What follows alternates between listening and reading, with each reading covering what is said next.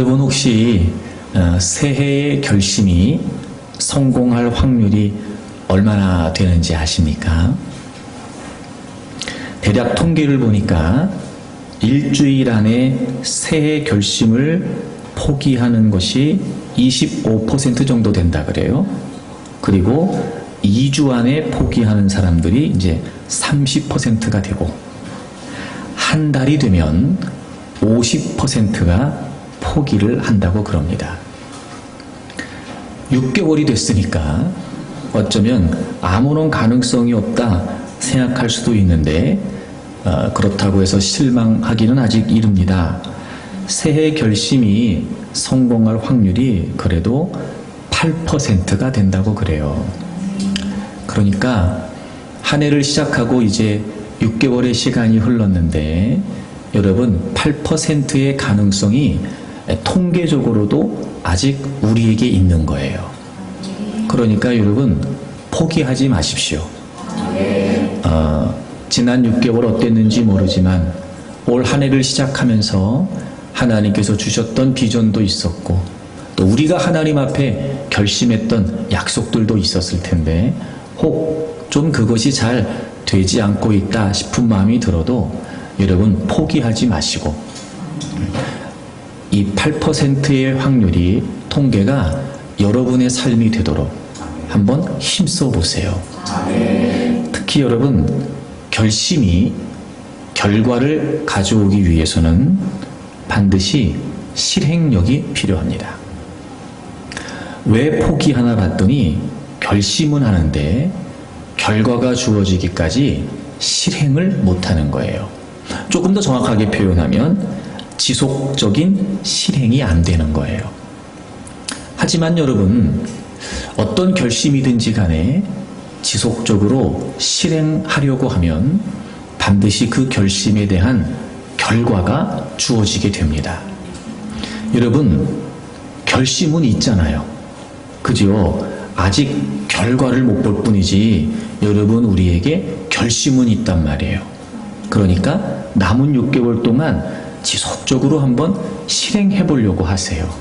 그러면은요, 반드시 결과가 주어질 겁니다. 남은 6개월의 기간 동안 올 한 해를 시작하면서 하나님 앞에 결심했던 여러분의 그 믿음의 결단들이 여러분의 지속적인 실행을 통해서 반드시 아름다운 결과, 하나님께서 그런 결심을 주셨을 때 계획하고 계셨던 하나님이 예비하신 그 선한 결과들이 여러분의 삶에 올 한 해에 반드시 나타나게 되기를 바랍니다. 그래서 우리가 늘 그랬던 것처럼 오늘 역시 송구영신 예배 때, 2019년도를 시작하는 송구영신 예배 때 나눴던 말씀을 다시 한번 여러분과 나누면서 그때의 기억을 되살리고, 또 그때 주셨던 감동, 또 그래서 우리가 그때 했던 결심들 우리가 다시 한번 생각하고, 여러분 남은 6개월의 기간 우리가 새해를 시작했던 그 마음 가지고 남은 6개월의 기간을 우리가 또 힘써 전진해가고 달려가면서 여러분의 삶에 하나님의 역사가, 또 하나님의 승리가 있게 되기를 바랍니다. 애굽의 지배에서 드디어 벗어난 이스라엘은 하나님께서 약속하신 가나안을 향한 여정을 시작하게 됩니다.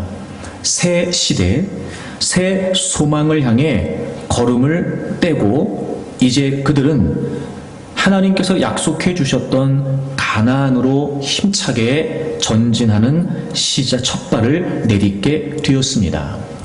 그런데 뜻밖에도 홍해라고 하는 어려움을 만나게 됩니다.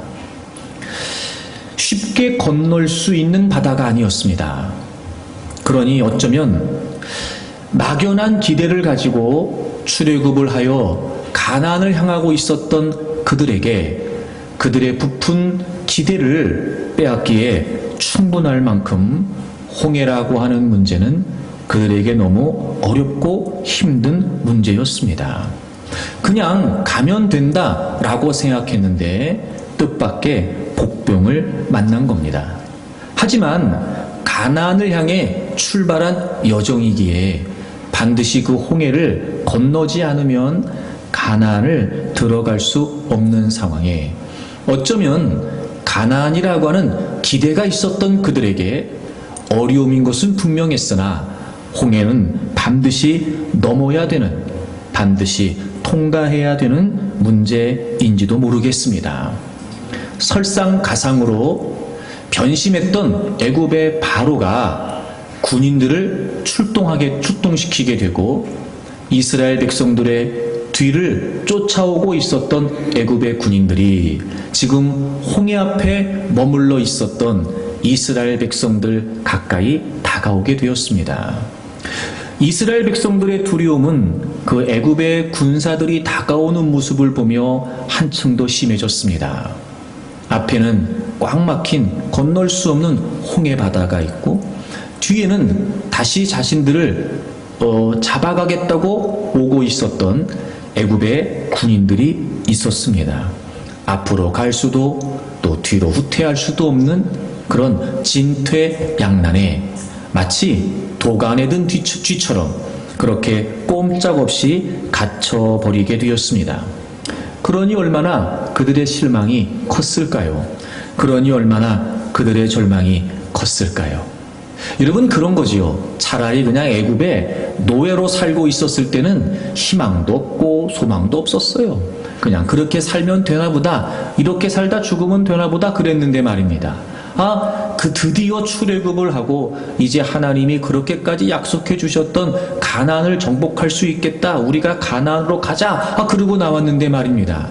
이런 어려운 상황을 만나게 되니 얼마나 더 그들의 실망감이 컸겠습니까?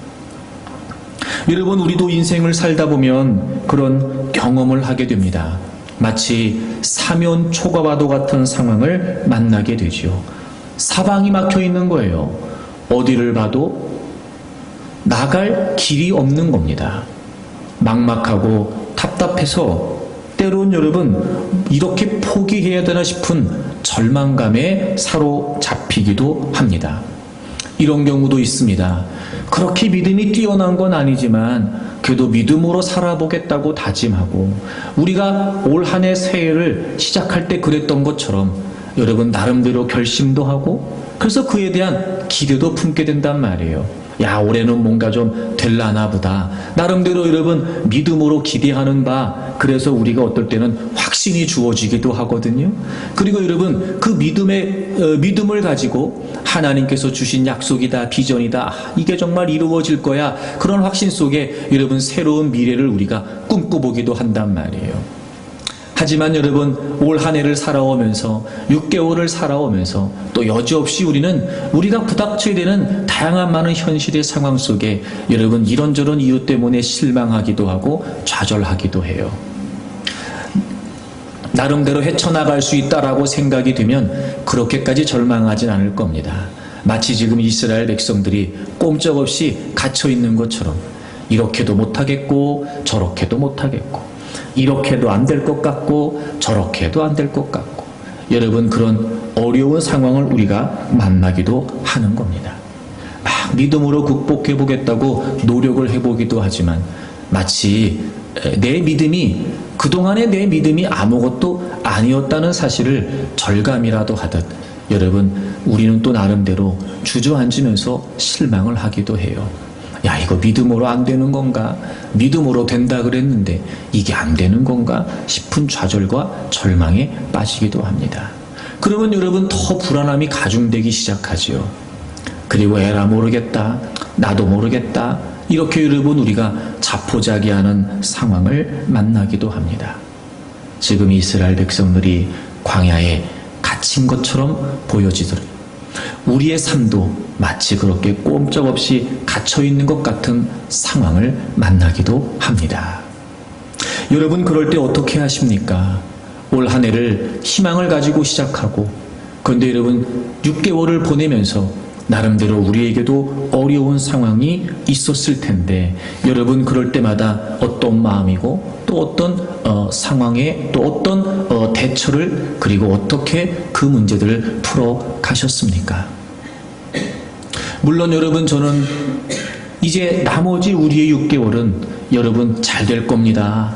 좋을 거예요. 잘 풀릴 겁니다. 라고 말씀드리고 싶지만 제가 아무리 그렇게 이야기한다고 한들 여러분 늘 우리의 인생에는요 이런 어려움의 상황들이 있게 마련이에요. 저는 그래서 그런 마음이 들어요.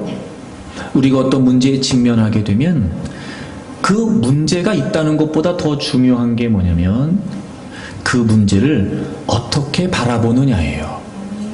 이런 겁니다. 얼마든지 다른 해석이 가능하다는 거예요.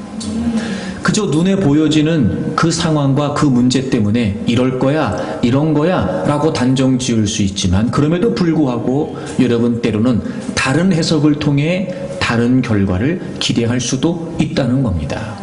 그러니 여러분 우리가 인생을 살면서 또 믿음의 여정 역시 마찬가지로 다양한 많은 문제에 부딪히고 코너에 몰리기도 하고 그래서 여러분 깊은 좌절감에 빠져보기도 하지만 그럼에도 불구하고 여러분 우리가 믿음의 시각으로 바라보고 다르게 해석할 수 있다면 저는 얼마든지 다른 결과를 기대할 수 있으리라고 믿습니다. 그리고 오히려 그건 우리가 직면하고 있는 그 문제들을 해결해 나가는 데 있어서 큰 힘이 되고 때론 여러분 그것이 우리가 그 문제를 헤쳐나가는 능력이 되기도 한다는 거예요. 오늘 이 본문의 내용을 보게 되면 얼핏 보면 좀 이해되지 않는 그런 대목들이 좀 있습니다. 이런 거죠. 뭔가 지금 이 상황이 미심쩍은 거예요. 여러분 몇 가지를 좀 찾아보려고 하는데요. 먼저 출애굽기 13장을 좀 보시겠습니까? 13장 18절을 보시게 되면 그러므로 하나님이 홍해의 광야 길로 돌려 백성을 인도하신다는 거예요. 하나님이 지금 이스라엘 백성들을 홍해가 있는 그 광야길로 방향을 바꿔서 인도하고 계신다는 거예요. 자, 조금 더 자세하게 여러분 17절을 보시면 바로가 백성을 보낸 후에 블레셋 사람의 땅의 길은 가까울지라도 하나님이 그들을 그 길로 인도하지 않으셨대요. 지금 이스라엘 백성들이 가나안을 향해 전진해 가고 있었는데 블레셋 사람의 땅의 길이 더 가나안으로 가기에 가까운 길이었어요. 근데 그 가까운 길을 놔두시고 하나님께서 홍해의 광야길로 돌려서 백성을 인도하신다 이렇게 되어 있네요, 여러분. 이 블레셋 지역이라고 하는 블레셋 사람의 땅이라고 하는 그 길로 가게 되면 홍해 광야길로 가는 것보다 훨씬 빠르게 가나안에 도달할 수 있다는 거예요. 여러분 학자들이 추정하기를 약 6배 정도 차이가 난다고 그럽니다. 그러니까 이건 단순히 멀리 돌아가는 게 아니고요. 굉장히 많이 멀리 돌아가는 거예요. 근데 지금 분명히 하나님께서 그렇게 그들을 이끌어 가신다라고 이야기하고 있습니다. 그러니까 지금 이 배후에는 이스라엘 백성들이 가나안으로 가는 이 여정의 배후에는 지금 분명히 하나님께서 인도하고 계시는 거예요. 홍해 광야의 길로 말입니다. 그리고 14장에 넘어오시면 하나님이 모세에게 말씀하세요. 2절에 보세요. 이스라엘 자손에게 명령하여 돌이켜 바다와 믹돌 사이에 비하이롯 앞 곧 바알스본 맞은편 바닷가에 장막을 치게 하라. 그러니까 지금 홍해 앞에 장막을 치게 하신 분이 누구시냐면 하나님이세요. 홍해의 광야길로 돌려서 인도하시는 분도 하나님이셨고 그리고 그 홍해 앞에 장막을 치라고 거기에 지금 장막을 치라고 말씀하신 분도 하나님이셨어요. 근데 지금 이스라엘 백성들에게 문제는 홍해만이 아니죠. 사실은 지금 자신들을 뒤쫓아오고 있는 애굽 사람들도 문제였단 말이에요. 그러니까 지금 앞으로도 뒤로도 갈 수 없는 갇혀버린 신세가 된 거였지요. 여러분 그건 역시 그렇습니다. 4절을 보시게 되면 내가 하나님이시죠. 내가 바로의 마음을 완악하게 한즉 바로가 그들의 뒤를 따를 것이다 이렇게 되어 있어요.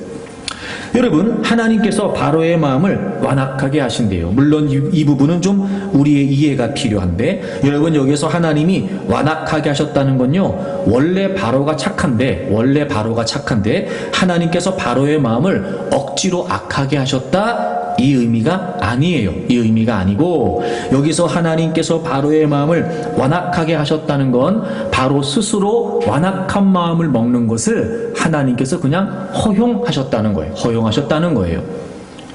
그럼 여러분 이 부분에 관해 하나님이 말씀하시는 건 무슨 의미일까? 이미 바로가 어쩔 수 없이 이스라엘 백성들을 내보내줬지만 다시 이스라엘 백성들을 쫓아갈 것이라는 걸 하나님이 알고 계시는 거예요. 그러면 여러분 생각해 보세요. 적어도 하나님께서 하나님의 백성들을 생각하신다면 바로가 그런 마음을 먹어도 막아주셔야죠. 바로가 그런 마음을 먹어도 너 그러면 안 돼, 이렇게 하나님이 하셔야 된단 말이에요. 근데 오늘 성경에 분명히 하나님이 직접 말씀하시네요. 야, 바로가 그렇게 할 건데 내가 바로 막지 않을 거야, 내가 그대로 허용해 둘 거야. 하나님이 지금 이렇게 모세에게 말씀하시는 거예요. 그럼 여러분 지금 이런 겁니다. 지금 이스라엘 백성들이 홍해 앞에서 또 애굽의 군인들이 뒤쫓아오는 이 상황에 꼼짝없이 지금 갇혀버리게 된 이유는 뭐냐면 모든 걸 지금 하나님께서 그렇게 하고 계신다는 거예요. 더 가까운 길인데도 불구하고 그 길로 안 보내시고 광야길로 돌리라고 하시더니 그 홍해 앞에 장막을 치라고 하셨어요. 이제는 바로가 마음이 바뀌었어요. 다시 이스라엘 백성들을 잡아와야 되겠다 싶어 군사들을 출격시켰는데 여러분 그 완악한 마음조차 하나님께서 막아주시지 않고 그대로 놔두신다는 거예요. 그 지금 이스라엘 백성들은 꼼짝없이 지금 그 앞에 갇혀있는 거란 말이죠. 여러분 이 모든 상황들을 지금 하나님께서 그렇게 하고 계시다는 게 분명해요. 그럼 여러분 단순하게 생각하면 사실 우리가 하나님을 오해할 수 있죠. 아니 어떻게 하나님이 그러실 수가 있습니까? 어떻게 하나님이 그렇게 하실 수가 있어요? 하나님이 약속하신 가나안 땅이었고 그래서 하나님이 가라고 하신 가나안 땅이었는데 아니 그러면 어려움이 있어도 하나님이 막아주시고 어려움이 있다면 하나님은 다 아실 테니까 피하게도 해주시고 이렇게 해서 하나님이 안전하게 아무 일 없이 이스라엘 백성들을 가나안까지 인도해 주셔야지 뻔히 어떤 상황이 벌어질지 알면서 왜 하나님이 이렇게 하시냐는 거예요. 여러분 여기에만 머무르게 되면 그때부터 우리는요 이제 미쳐버리는 겁니다. 왜 그러는지도 모르겠고 이해할 수도 없고 도대체 왜 내가 이런 상황을 만나야 되는지 또 내가 보기에도 분명히 더 쉬워 보이는 길이 있는 것 같은데 하나님은 그렇게는 되게 해주시지 않고 나는 그래서 조금 더 수월하고 편안한 길이 있는 것처럼 보여져서 하나님 이렇게 하면 좀 좋을 것 같아요 라고도 얘기했는데 그건 하나님이 인도하거나 허락해 주지 않으시고 엉뚱한 방향으로 빙글빙글 돌리시더니 야 이제는 사면초가와도 같은 어려운 상황에 딱 만나게 된 거예요. 그럼 여러분 단순하게 생각하면 우리는 그걸 믿거든요. 하나님이 우리를 인도하신다. 하나님이 우리를 이끌어 가신다. 우리 이거 믿는다 말이에요. 그러니 그런 어려운 문제를 만날 때마다 사실 여러분 딱 오해하기 좋은 상황이죠. 혹시 여러분 6개월 동안 살아오면서 올 한 해 여러분이 만나는 그 여러 가지 상황 속에 혹시 그런 경험은 없으셨습니까? 하나님 왜 그러신데? 하나님 왜 나한테만 그러셔? 너무 하시는 거 아니야? 막 답답해 죽겠네. 이유를 모르겠네. 그리고 우리가 한탄하면서 불평하는 거예요. 내가 뭘 잘못했다고. 게다가 여러분 또 그런 상황에는요 희한하게 옆 사람이 더 잘 보입니다. 나보다 그 사람이 더 나은 삶을 사는 것 같고 나보다 그 사람이 더 수월한 것 같고 하여튼 나만 이렇게 직사게 고생하는 것 같고 그러면 여러분 우리는 모든 탓을 하나님께 돌리는 거예요. 하나님 내가 저 사람보다 못한 게 뭐 있습니까? 또 그렇게 했다가 나중에 또 하나님 내가 저 사람보다 잘한 게 더 많은 것 같은데 이래가면서 우리는 하나님께 불평을 쏟아내기 시작하는 거예요. 충분히 이해합니다 여러분. 아닌 척하고 앉아있지만 다 경험이 있어 보이는 듯한 그런 여러분의 표정 그럴 수 있어요 여러분. 근데 우리가 여기까지만 생각해서 그래요. 여기까지만 생각해 보세요 여러분. 적어도 우리의 삶을 이끌어 가시는 하나님이 선하신 분이고 인자하신 분이신데 여러분 우리가 느끼는 그 감정처럼 하나님이 그렇게 하실 리가 없는 거예요. 제가 말씀드렸잖아요. 해석이 중요하다고요 여러분. 근데 하나님께서는 이렇게 이끌어 가시는 과정에 분명히 하나님이 왜 그렇게 하시는지도 사실은 말씀해 주셨어요. 여러분 먼저 14장 4절을 다시 한번 보겠습니다. 바로를 그냥 놔두겠다고 하신 하나님께서 내가 그와 그의 온 군대로 말미암아 영광을 얻어 애굽 사람들이 나를 여호와인 줄 알게 하리라. 여러분, 지금 이스라엘 백성들이 만나고 있는 이 상황 속에 분명히 하나님은 숨겨진 의도를 갖고 계셨어요. 그걸 지금 모세에게 말씀하시는 거예요. 자, 그렇게 될 거야. 그런데 있잖아, 내가 이유가 있다. 내가 영광을 얻을 것이고 애굽 사람들로 하여금 내가 여호와인 줄 알게 할 거야 라고 말씀하시는 거예요. 그리고 이 하나님의 의지에 관해 하나님은 연거푸 반복해서 말씀하세요. 그래서 이제 이스라엘 백성들이 홍해 앞에 머무르게 되고 애굽의 군사들이 뒤쫓아오게 되잖아요. 막 원망하며 불평합니다. 도대체 애굽에 매장지가 없어서 우리를 여기까지 데리고 나와서 이 광야에서 죽게 만들려고 하냐고부터 시작을 해서, 아니 여러분, 애굽에서 그렇게 나올 때는 다 분명히 좋아했을 텐데 이제 와가지고 모세에게 하는 얘기가 뭐냐면, 그러니까 우리가 언제 나오겠다고 그랬냐고, 왜 굳이 우리를 데리고 나왔냐는 등, 난 애굽에 있는 게 더 좋았다고 그러면서 자꾸 여러분 그렇게 하나님을 향해, 모세를 향해 원망하기 시작한 거예요. 그때 하나님께서 모세와 이스라엘 백성들에게 다시 한번 말씀하세요. 여러분 17절을 볼까요? 17절. 내가 애굽 사람들의 마음을 완악하게 할 것인즉 그들이 그들의 뒤를 따라 들어갈 것이다. 그 다음 보세요. 내가 바로와 그의 모든 군대와 그의 병거와 마병으로 말미암아 영광을 얻으리니. 18절 다 같이 읽어요. 내가 바로와 그의 병거와 마병으로 말미암아 영광을 얻을 때에야 애굽 사람들이 나를 여호와인 줄 알리라 하시더니. 아멘. 또 반복해서 하나님 말씀하세요. 그러니까 하나님은 그렇게 이스라엘 백성들을 이끌어 가시면서, 물론 이스라엘 백성들이 지금 어려운 상황인 건 분명해요. 근데 여러분, 우리가 한 가지 분명히 알아야 될 게 뭐냐면, 하나님이 하나님의 의도를 갖고 이스라엘 백성들을 이끌어 가시는 바, 우린 이 사건의 결과를 알아요. 그래서 이스라엘 백성들이 다 홍해에 빠져 죽었나요? 아니란 말이에요. 그래서 이스라엘 백성들이 추격해온 애굽 사람이 다 붙잡혀서 끌려갔나요? 아니었지요, 여러분. 여러분 보세요. 하나님의 의도가 있었어요. 하나님이 영광을 받으시려고 했고, 그리고 하나님을 인정하지 않았던 애굽 사람들에게 비로소 하나님이 하나님이신 줄을 알려주시기를 원하셨어요. 놀라운 건 지금 아무 일도 벌어진 게 없어요, 여러분. 지금 이스라엘 백성들이 어떤 해를 당했다거나, 지금 이스라엘 백성들이 어떤 피해를 입었다거나, 실제적으로 어떤 어려움이 그래서 그들에게 고통이 가중됐다거나 이런 거 아니었어요, 여러분. 그냥 단지 상황이 앞에 홍해가 있고 뒤에 애굽의 군인들이 쫓아오고 있는 것뿐이지, 지금 이스라엘 백성들은 자신들이 자신들을 볼 때는 그 앞에 꼼짝없이 갇혀있다라고 생각할지 모르지만 아니었어요. 홍해 앞에 애굽이 추격해오는 그 사이에 지금 하나님이 그들을 지키고 계셨어요. 하나님은 하나님의 의도를 위해 우리를 이끌어 가시죠. 그래요. 하나님이 영광을 받으시며 하나님이 하나님 되심을 드러내시기를 원하세요. 때로는 그래서 우리가 보여지기에, 우리가 보기에 정말 이건 너무 힘들다, 이건 너무 어려울 거야, 정말 내가 왜 이런 일을 라고 말할지 모르지만, 사실 실제로 우리에게 주어지는 피해는 한 개도 없어요. 아무 일도 생기지 않았다고요, 지금. 그리고 하나님은 철저하게 하나님의 사람들을 보호하고 계셨어요. 앞에 홍해가 있었으나 절대 홍해 때문에 이스라엘 백성들이 위해를 당하지 않습니다. 그래요. 이스라엘 백성들을 다시 붙잡기 위해서 애굽의 군인들이 추격해오고 있었어요. 하지만 여러분, 그들이 이스라엘 백성들 손끝 하나 건들지 못합니다. 해석이 문제였어요, 여러분. 사실 우리가 곰곰이 한번 생각해 볼까요? 그래요. 나름대로 어렵다, 힘들다, 왜 이런 상황, 왜 저런 상황 라고 말할지 모르지만, 그래서 우리가 인생이 끝난 것도 아닙니다. 그래서 우리가 우리의 기대와 우리의 소망인 가나안이 없어진 것도 아닙니다. 우리의 인생을 향하신 하나님의 목적이, 우리의 인생을 향하신 하나님의 약속과 비전이 그래서 다 실패한 것도 아닙니다. 그런데 우리가 눈에 보여지는 현실 때문에 하나님의 의도를 자꾸 놓치는 거예요, 여러분. 해석이 중요합니다.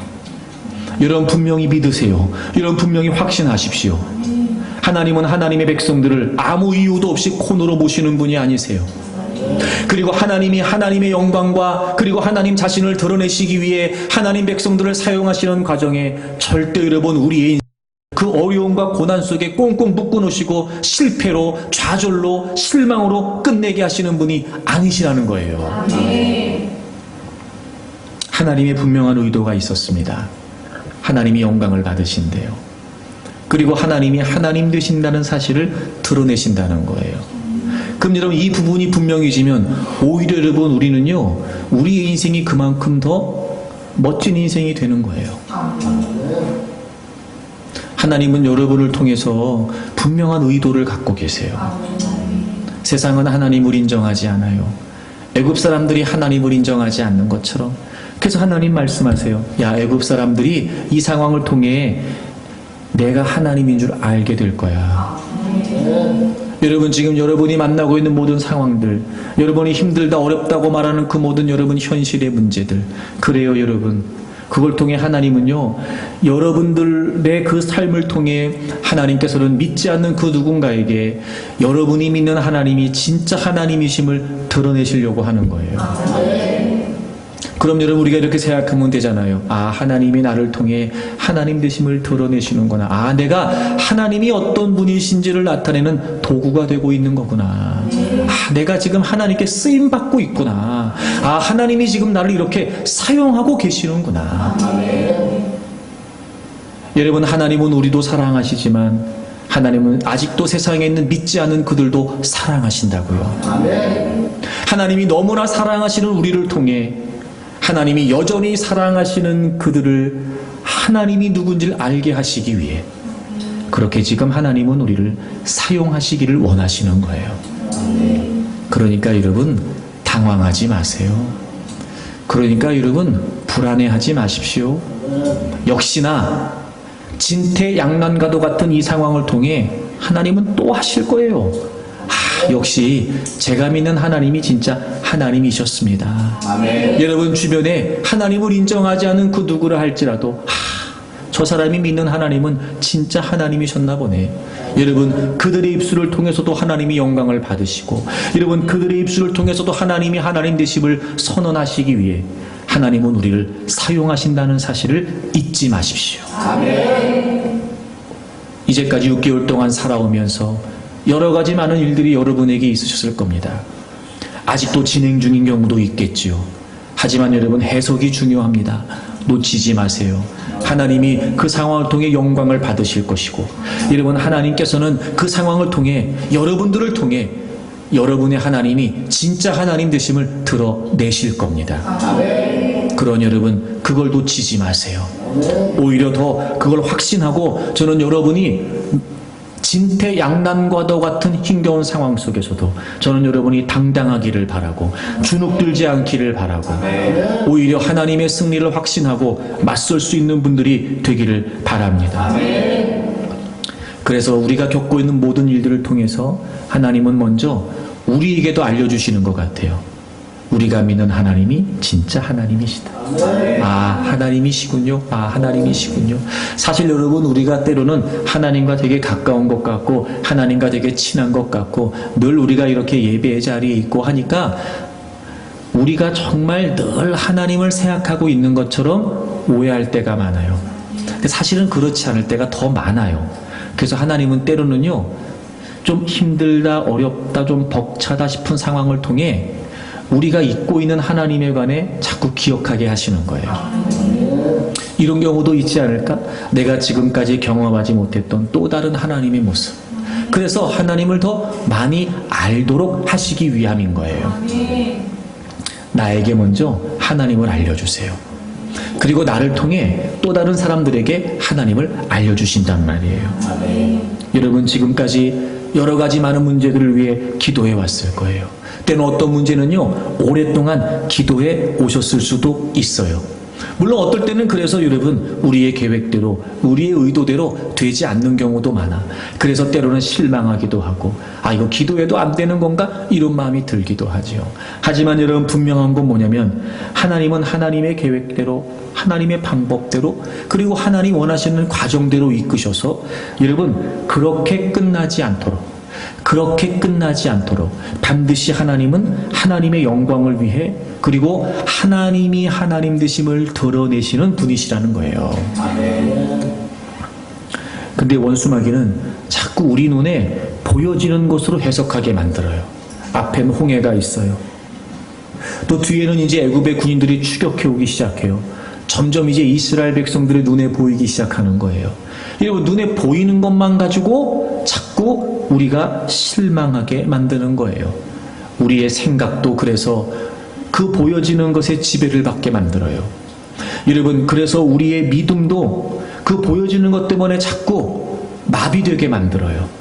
그래서 정작 우리의 믿음이 없는 게 아닌데 우리 눈에 보여지는 상황과 문제 때문에 하나님을 향한 이 믿음의 시선을 잃어버리도록 원수마귀가 자꾸 우리에게 도전하여 부추기는 것도 있어요. 그래서 여러분, 그 고통스러운 현실에만 우리의 마음을 두게 하고 하나님께서 영광을 받으시고 하나님이 하나님 되심을 드러내실 것에 관해서 자꾸 우리가 놓치도록 만드는 거지요. 하지만 여러분, 그런 경우에도 늘 어쩌면 그래서 우리는 더 힘써 이 부분에 관해 고백하고 선포해야 되는지도 몰라요. 하나님, 제 눈에 보여지는 상황은 너무 힘들고 어렵습니다. 도대체 지금 어떻게 해야 될지 모르겠습니다. 당장이라도 뭔 일이 생길 것 같고 하나님, 여기서 내 인생이 멈출 것 같습니다. 아니, 이렇게 이도저도 할 수 없는 상황이라면 하나님, 제가 선택할 수 있는 건 포기밖에 없는 것 아닙니까? 라고 할 만한 그런 상황에서 그렇게 기도를 시작했던 우리라 할지라도 여러분, 우리의 결론은 달라야 됩니다. 그러나 하지만 하나님이 영광을 받으실 거지요? 알겠습니다. 하나님이 영광을 받기를 원하신다면 제가 조금 더 견뎌보겠습니다. 하나님이 하나님 되신 보여주실 거지요? 하나님, 제가 지금 하나님을 믿는 믿음을 포기하지 않는 것, 이런 상황에서도 제가 믿는 하나님을 제가 꼭 붙들고 있는 것, 하나님 이거 헛되지 않게 하실 거지요? 제가 믿는 하나님이 참 하나님이심을 보여주시려고 하는 거지요? 하나님, 제가 그거 믿고 싶습니다. 믿어지게 도와주시고 하나님, 제가 믿겠습니다. 지킬 수 있게 좀 붙들어 주세요. 그리고 여러분, 우리가 더 선언하고 고백해야 되는지도 몰라요. 나는 하나님의 영광을 위해 존재한다. 나는 하나님의 영광을 위해 살 것이다. 나를 통해 하나님이 드러나시고 나를 통해 살아계신 하나님이 어떤 분이신지가 드러날 수만 있다면 하나님, 저는 그렇게 살겠습니다. 아멘. 그렇게 우리가 끊임없이 고백하고 선포할 때마다 하나님은 우리가 견뎌낼 수 있는 힘을 주실 것입니다. 아멘. 불안과 염려를 떠나가게 하실 것이고 여러분, 오히려 우리가 당당하게 담대하게 그 상황에 맞서 앞에는 홍해가 있고 뒤에는 애굽의 군이 추격해오는 이 진퇴양난의 상황에서도 절대 우리가 믿음을 잃어버리지 않고 마침내 하나님이 영광을 받으시고 하나님 자신을 드러내실 때까지 얼마든지 우리가 이겨낼 수 있도록 우리를 도우실 거예요. 아멘. 그러니 여러분, 약해지지 마십시오. 아멘. 원수마귀의 장난에 놀아나지 마십시오. 아멘. 하나님의 영광을, 또 하나님이 하나님 되심을 확신하고 살아가는 여러분들이 되기를 바랍니다. 아멘. 하나님이 이를 어떻게 이루어 가시는가 봤더니, 첫째는 하나님이 영광을 받으시고 하나님이 하나님 되심을 드러내시기 위해 하나님은 새로운 일을 행하기 시작하세요. 여러분, 이 사건을 보게 되면은요, 정말 믿어지지 않는 상황들이 계속 반복됩니다. 이제 그렇게 해서 이스라엘 백성들이 막 모세에게 아우성치기 시작을 해요. 성경의 내용을 종합해보면 그래서 모세는 하나님께 기도했던 것 같아요. 그리고 하나님께서는 모세에게 말씀을 해주시기도 하죠. 여러분, 이렇게 말씀하시는 장면이 나와요. 자, 16절을 보세요. 16절. 지팡이를 들고 손을 바다 위로 내밀어 그것이 갈라지게 하라. 이스라엘 자손이 바다 가운데서 마른 땅으로 행하리라. 이렇게 말씀하세요. 지금 앞에 홍해가 놓여져 있잖아요. 그리고 뒤에 애굽의 군인들이 쫓아오고 있어요. 그런 상황에 하나님이 모세에게 뭐라고 말씀하셨냐면, 야, 너 지팡이 들고 손을 바다 위로 내밀어. 그러면 바다가 갈라진다는 거예요. 그리고 그 바다가 갈라져서 이스라엘 백성들이 마른 땅으로 행한다는 거예요. 모르긴 몰라도요, 모세뿐만이 아니라 이스라엘 백성들도 뒤쫓아오고 있었던 애굽의 사람들도요, 이 말을 과연 믿을 수 있었을까? 아니, 여러분, 지팡이를 든 손을 내민다고 해서 바다가 갈라지겠냔 말이에요. 아니, 여러분, 바다가 갈라진다는 것도 믿어지지가 않지. 적어도 우리 같으면 뭘 상상하겠습니까? 큰 여객선을 하나님이 하나 준비해 주시나? 응? 아니면 그러고 있는 이스라엘 백성들을, 천사들을 동원해서 싹 들어서 하나님이 바다를 넘어가게 하시는 거예요? 뭐 여러분, 우리가 굳이 생각해봐야 뭐 그런 정도? 근데 여러분 우리의 상상을 뛰어넘지 않습니까? 바다가 갈라진다니 말입니다. 그것도 말입니다. 뭐 특별한 것도 아니에요. 너 지팡이 들고 있지? 그거 손 내밀어. 그러면 이런 바다가 갈라진대요.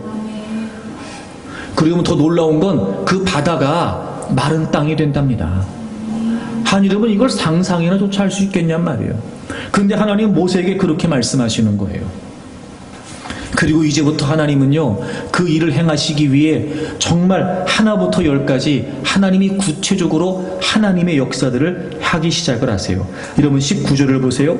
이스라엘 진 앞에 가던 하나님의 사자가 그들의 뒤로 옮겨가매 구름 기둥도 앞에서 뒤로 옮겨가요. 여러분 제일 먼저 하나님 뭐 하셨냐면요, 구름 기둥을 뒤로 옮기셨어요. 왜 그런가 봤더니 20절 애굽진과 이스라엘 진 사이에 이르러 서니 그 구름 기둥이요, 저쪽에는 구름과 흑암이 있고 이쪽에는 밤이 밝음으로 밤새도록 저쪽이 이쪽에 가까이 못하였더라. 여러분 제일 먼저 하나님 뭐 하셨는지 알아요? 지금 추격하고 있는 애굽의 군인들이 있잖아. 점점 이스라엘 백성들이 눈에 보여지잖아요. 큰일 났죠 여러분. 그래서 하나님은 어떻게 하시냐면 그 구름 기둥을 뒤로 옮기셨어요. 그래서 여러분 이스라엘 백성들 진과 애굽의 진 사이를 갈라놓으신 거예요. 애굽의 진 쪽은 어땠어요?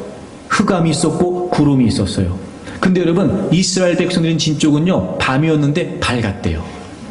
그리고 저쪽에서 이쪽을 접근하지 못한 거예요. 일단 하나님이 하나님의 역사를 하시기 위해서 지금 구름 기둥을 뒤로 옮기셨어요. 그래서 그 다음에 모세가 바다 위로 손을 내밀었어요. 21절 보세요. 큰 동풍이 밤새도록 바닷물을 물러가게 했어요. 그래서 물이 갈라져서 바다가 마른 땅이 됐어요. 어떻게 된 거냐면요, 모세가 이제 그 지팡이를 든 손을 바다 위로 내밀었더니 여호와께서 동풍을 불게 하셨어요. 그러니까 바람을 불게 하셔가지고요, 밤새도록 바닷물이 갈라지게 된 거예요. 밤새도록. 그러니까 한순간에 쩍 하고 바다가 갈라진 게 아니고요, 모세가 손을 내밀고 있었고 하나님은 바람을 불어다가 하여튼 밤새도록 바람을 이용하셔서 그 홍해 바다를 가르신 거예요. 그리고 마른 땅이 되게 하셨어요. 하나님이 말씀하신 대로 마른 땅이 되게 하셨어요. 22절에 그래서 이스라엘 자손이 바다 가운데를 육지로 걸어가는데 물이 어떻게 되냐면, 그 갈라진 물이 어떻게 되냐면 그들의 좌우에 벽이 됐대요. 벽이. 여러분 그렇잖아. 자, 바다가 갈라지면 그 나머지 물이 어디로 가냐고. 여러분 바다는 계속 합쳐지려고 할 거 아니냔 말이에요. 근데 여러분 바다가 갈라진 게 다가 아니고요, 그 많은 이스라엘 백성들이 장정만 60만, 그러니까 학자들이 추정하기를 다 해서 200만 명이 넘는다고 얘기를 해요. 어마어마한 인원이에요 여러분. 그러니까 그 많은 인원이 바다를 건너가기까지 사실 가능하려면 마른 땅이 되는 것도 필요했지만 뭐도 필요했냐면 그 물이 합쳐지면 안 되잖아요. 그러니까 하나님이 그 물이 어떻게 되게 하시냐면 다 쌓여가지고 벽이 되게 하신 거예요. 여러분 아쿠아리움 수족관은요, 여기가 시작이에요. 여기가. 그쵸? 그리고 이스라엘 백성들이 그 바다를 다 건넜어요. 구름 기둥이 뒤로 옮겨가 있었기 때문에 애굽의 군인들이 추격해 올 수 없었어요. 기가 막히죠 여러분. 하나님은 우리의 삶을 통해 영광을 받으시고 우리의 삶을 통해 하나님이 하나님 되심을 드러내세요. 어떻게 하시냐면요, 하나님은 새 일을 행하세요. 내가 상상하지도 못했던, 내가 꿈도 꿔보지 못했던, 과연 이 상황에 어떻게 이런 생각을 할 수 있겠냐 말이에요. 바다가 갈라진다고? 마른 땅이 된다고? 물이 벽이 된다고? 여러분 도무지 있을 수 없는, 상상조차 하지 못했던 새로운 역사들을 하나님이 일으키신단 말이에요.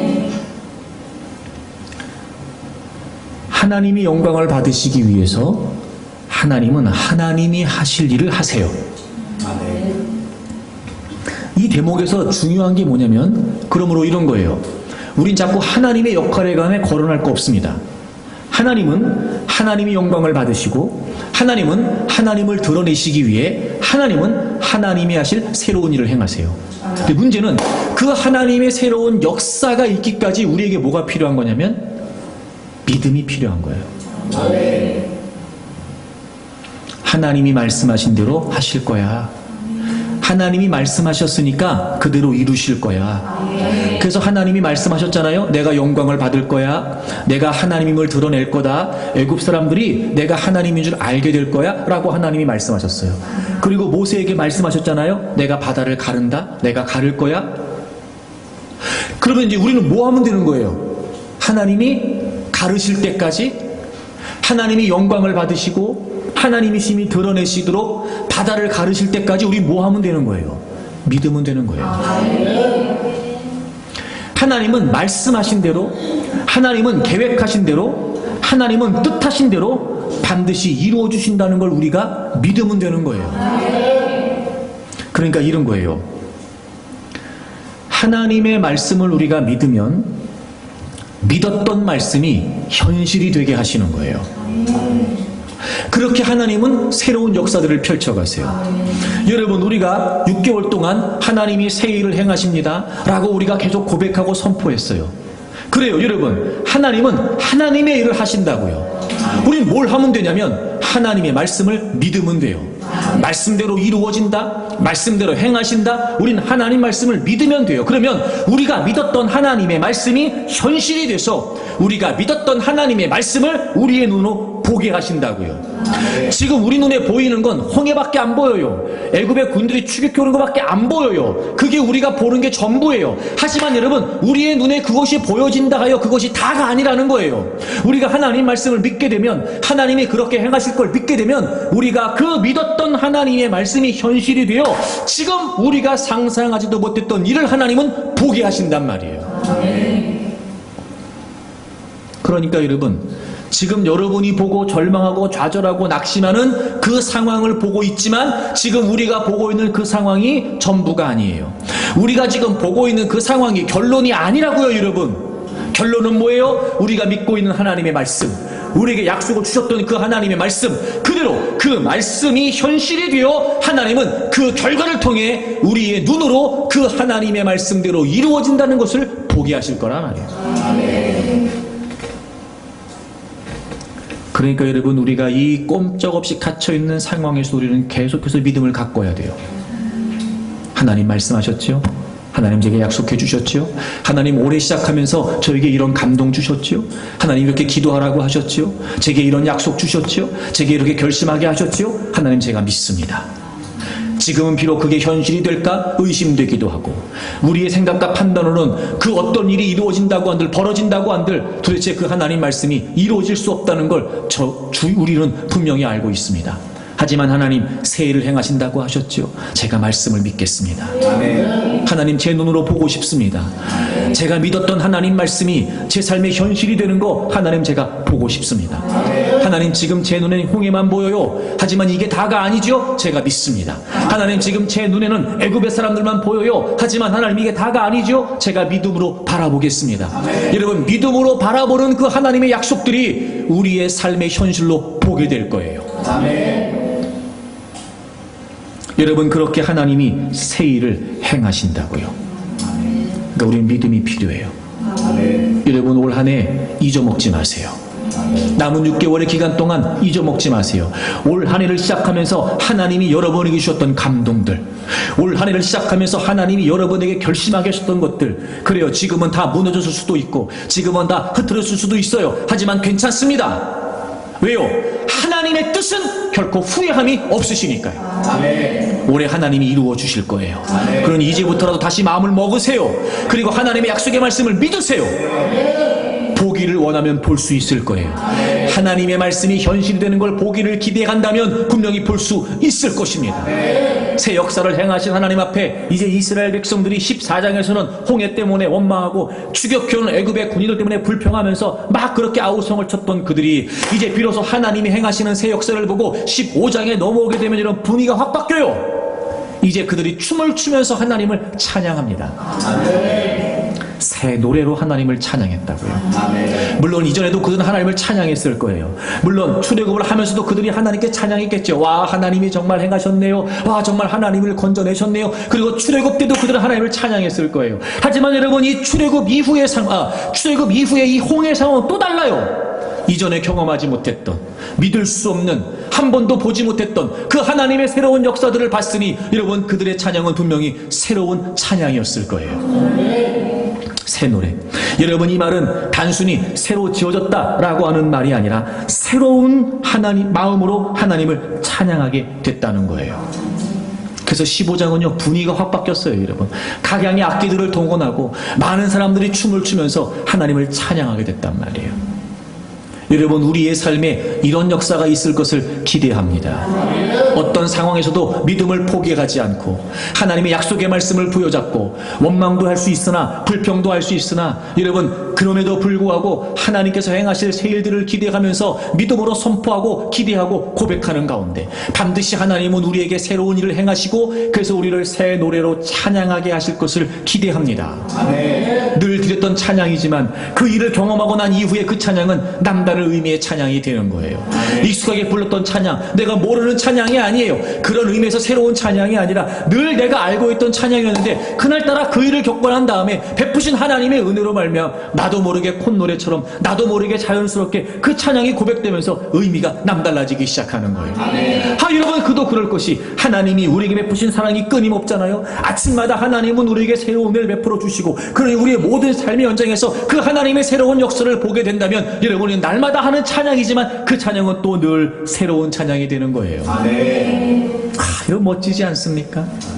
여러분, 이런 새 역사와 새 노래가 우리의 삶에 계속된다면 아무리 힘들고 어려운 상황이 있다 할지라도요, 감사가 있을 수 있고 기쁨이 있을 수 있고 더할 나위 없이 행복한 인생을 살겠지요. 때론 여러분, 그게 고난을 인내하면서 부르는 눈물의 찬양일 수 있으나 여전히도 하나님이 행하실 새로운 역사를 기대하니까 여러분, 그 눈물의 찬양은 단순히 고통의 찬양이 아니라 감사의 찬양이 될 수 있단 말이에요. 누군가는 왜 저렇게 울면서 찬양을 할까? 뭐 안 좋은 일이 있나? 뭐 슬픈 일이 있나? 라고 말할지 몰라요. 그래요, 보여진 현실은 그를 둘러싸고 있는 상황은 정말 슬플 수밖에 없을 것 같아. 하지만 정작 그 속에 있는 그는 다른 거예요. 새 일을 행하실 하나님을 기대하고 이미도 경험했던 새로운 역사들이 있으니 역시 하나님이 그 일을 행하실 것이라고 하는 기대에 부푼 마음으로 눈에는 눈물이 흐를지 모르고 정작 내가 겪어야 되는 상황이 그렇고 내 눈에 보인 현실이 그러니까 고통과 슬픔으로 찬양을 시작할지 모르지만 여러분, 그 찬양의 가사를 통해 하나님이 나를 바꿔내실 것을 기대하면서 이제는 더 이상 슬픔의 찬양이 아니라 기쁨의 찬양인 거예요. 고통의 눈물이 아니라 환희의 눈물이 되는 거지요. 여러분, 남은 6개월의 기간 동안 올 한 해를 살아가면서 저는 여러분에게 그런 변화의 역사들이 일어나기를 바랍니다. 아직까지 해결되지 않은 문제, 길고 길도록 계속해서 여러분을 괴롭히는 그 모든 상황들, 그래요, 그럴 수 있습니다. 계속 눈물로 밤을 지새우고 찬양하면서도 마음이 편하지 않았고 입술로 고백을 하지만 이 일이 정말 나에게 이루어질까 싶은 좌절감도 없지 않아 있었으나 그럼에도 불구하고 그 시간을 견디고 인내하면서 마침내 하나님이 새 일을 행하실 것을 기대하면서 그 고통 속에서 불렀던 그 하나님을 향했던 여러분의 찬양의 고백들이 마침내 하나님이 새 일을 행하심으로 말미암아 이제 우리에게는 환희와 감사와 감격의 찬양이 될 수 있습니다. 그런 여러분, 포기할 거 없어요. 이제도 늦지 않았습니다. 다시 여러분 추스리세요. 우리에게 남은 6개월의 시간이 있습니다. 통계적으로도 여러분, 새해 결심한 일이 이루어질 확률이 아직 8%가 남았어요, 여러분. 세상에서도 8%인데 여러분, 믿음을 고려하지 않고도 8%인데요, 여러분. 우리가 믿음을 고려한다면 8%가 80%가 될지 누가 알겠습니까? 그러니 여러분, 약한 마음 먹지 마십시오. 새 일을 행하신 하나님께서 우리가 새 노래를 하게 하실 줄로 믿습니다. 그러니 여러분, 주님을 꽉 붙드세요. 주님을 꽉 붙드세요. 그리고 주님의 약속의 말씀에 꽉 붙들리세요. 붙들리세요. 눈에 보이는 게 전부가 아니다. 분명히 하나님은 내가 생각지도 못했던 새로운 역사들을 행하실 것이다. 아니, 이미도 여러분 우리 안에 행하고 계시는지 모르지요. 그런 여러분, 끝까지 포기하지 마십시오. 그럼 주님을 의지하고 보이는 상황에 때로는 무너진다 할지라도 보이지 않으시는 주님이 우리에게 분명하시고 우리 눈에 보여지는 상황, 그게 전부라고 여겨질지 모르지만 여러분, 아직 이루어지지 않은 약속의 말씀을 통해 우리가 마침내 믿음으로 볼 수 있는 그 말씀의 성취가 있을 테니까. 여러분, 그리고 우리가 주님께 붙들려 그 길을 걸어가게 되면 날마다 우리는 그 자리에서 새 노래로 주님을 찬양할 수 있습니다. 아멘. 여러분, 남은 올 한해 6개월의 기간 동안 저는 여러분이 이 말씀을 기억할 수 있기를 바랍니다. 아멘. 하나님의 영광을 받으시고 하나님 자신을 드러내시기 위해 하나님은 반드시 여러분의 삶에 새 일을 행하실 것입니다. 아멘. 그리고 우리의 삶을 통해 하나님은 새 노래를 부르게 하시겠지요. 그렇게 남은 우리 6개월의 기간이 그 무엇보다 여러분 하나님의 역사로 말미암아 하나님을 찬양하는 그런 아름다운 일들이 일어나기를 바랍니다. 아멘. 이제 우리가 또 6개월을 보내고 올 한 해 정상에 섰을 때는 실망, 좌절, 실패 이런 게 아니라 오히려 하나님이 행하신 일들 올 한 해 시작할 때 주셨던 약속들이 다 이루어지는 것을 보면서 하나님께 감사하고 감격하면서 여러분 그렇게 기쁨의 찬양, 눈물의 찬양을 올려드릴 수 있는 그런 남은 6개월의 기간이 되기를 바랍니다. 새 일을 행하시는 하나님, 새 노래를 부르게 하시는 하나님, 여러분의 하나님이심을 믿고 여러분 더 힘차게 어떤 진퇴양난의 상황에서도 더 힘있게 이런 믿음의 여정을 걸어갈 수 있기를 주의 이름으로 축복합니다. 아멘.